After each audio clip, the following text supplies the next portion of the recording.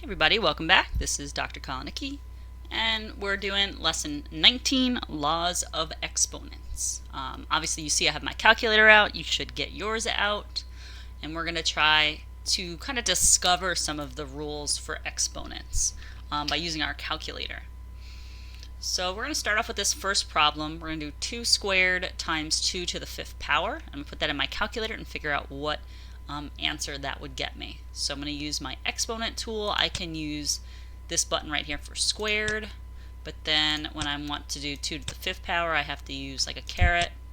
You notice that just brings me up to an exponent. I can put the 5 in, and I arrow out of that box, and I hit enter. So right now I have the answer is 128. Now that doesn't help me with rules for multiplying because I want a rule that I can use all the time. I don't want to be able to use my calculator because if you notice, I can't put this type of expression in my calculator. So I want to figure out 2 to what power is really 128. Obviously, if I do 2 squared, I get 4. And I'm just going to keep going until I get to a number hopefully close to 128. Okay, they're getting a little bit bigger. If I go to the 5th power, 6th power, getting bigger, 7th power, there we go. So 2 to the 7th power is the same as on 128.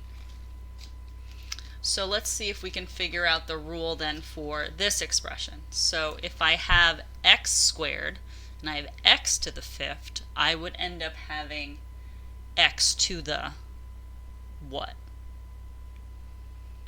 Notice the pattern, right? Mathematicians do a lot of pattern searching. They see patterns in things and discover rules and try to test them out and see if they work. 2 squared, 2 to the 5th equals 2 to the 7th. X squared, x to the 5th, obviously, x to the 7th power. So what kind of rule happened here? When multiplying, what am I going to do with the exponents? How did I get 7? How can I continue to get a number that's different? Maybe this time I'm going to do y. Y to the 3rd power times y to the 5th power equals y to the what? What's the rule? How did I get 7? Look at the numbers that I started with. Here I should get 8. How'd I get 8? When multiplying, you have to add the exponents of, and again we're going to use the word like. Remember when we talked about exponents, we talked about the number at the bottom is the base, and the number up front is the exponent.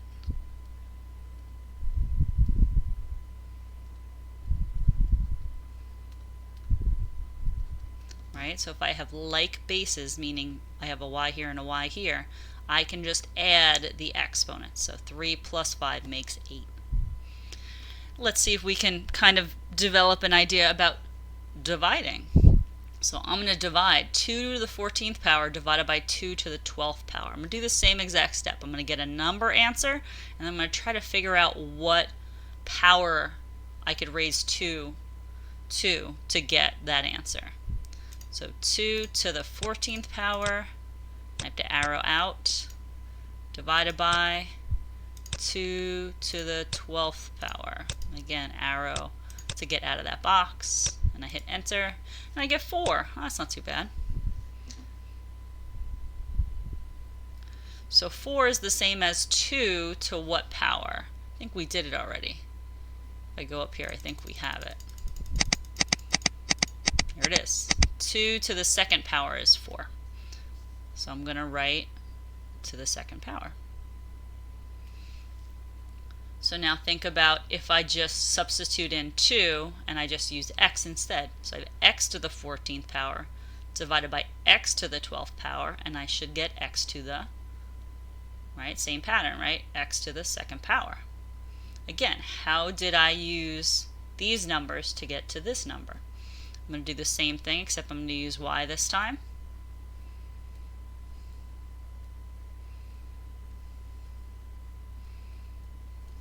Any guesses what I'm going to get?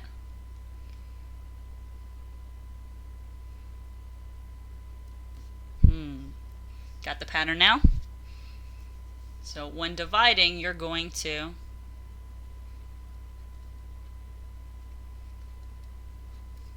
subtract the exponents of like bases.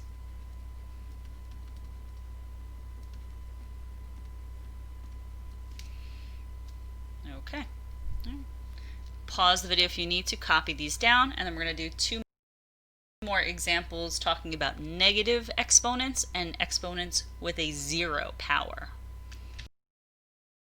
Okay, so now we're going to do something slightly different. We're going to use numbers raised to negative powers.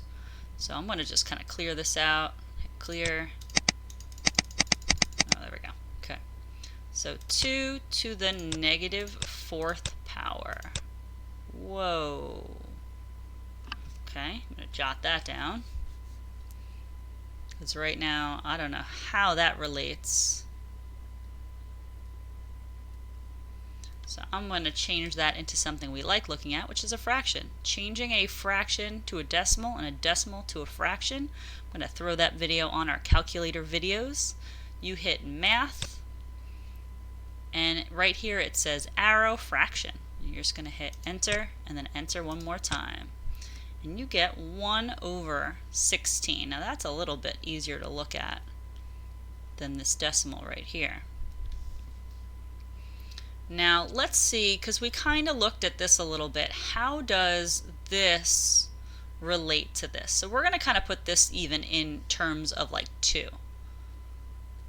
So I'm going to put the 1 up top, but then somehow it's 2 to a power. Let's see how that works. If we do 2 to the, we already know to the 2nd power is 4, 2 to the 3rd power is 8, 2 to the 4th power, hey, that's 16.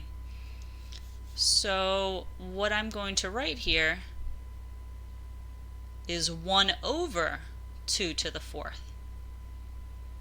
1 over 2 to the 4th. Notice that's a positive 4, right? Because the 16 in the denominator is positive.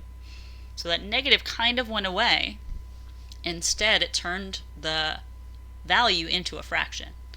So I'm going to rewrite the same thing. Instead of 2 here, though, I'm going to use x. So 1 over x to the 4th power. Right? And again, the same thing. If I use y, I have y to the negative, I don't know, 6th power. That's the same as 1 over y to the positive 6th power. So when I raise a number to a negative power, it's the same as 1 over that number and then raised to the positive power.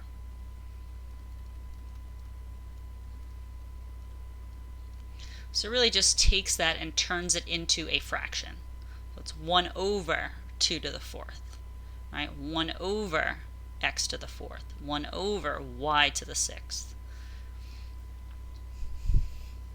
Okay, pause the video if you need a copy, and then we're going to move on to 0 powers. A number raised to a 0 power. Let's see what that looks like. Type in 2 to the 0 power in your calculator and hit enter. I get 1. Now that's not really much of a pattern, so let's pick another number. Let's do 5 to the 0 power. Also 1. Alright, you pick your favorite number and I'll pick my favorite number and we'll see what it is raised to the 0 power. I picked a big one too. My favorite number, 144. Alright, you pick your favorite number, you put it in. Also 1. So, it seems like if I take x or any number raised to the 0 power, I'm going to get 1. a number raised to a 0 power,